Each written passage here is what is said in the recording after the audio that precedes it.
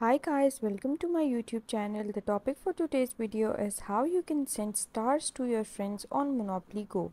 Guys, the process is very easy. You just have to follow me step by step. Please do not skip the video and watch it till the end so you don't skip any step and miss out on any information. Let's get started without wasting any time. So you can see there's this icon of Monopoly Go on my screen. I will click it. After I click it, it brings me to this interface. So the stars are directly associated with the cards that you have, and sending stars to someone means that you want to trade your cards with someone.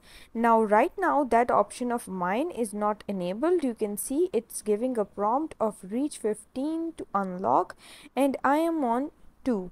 You have to click this album option. You have to reach 15 first, and then you have to click this album option, and then you will have an option of send card to your friends.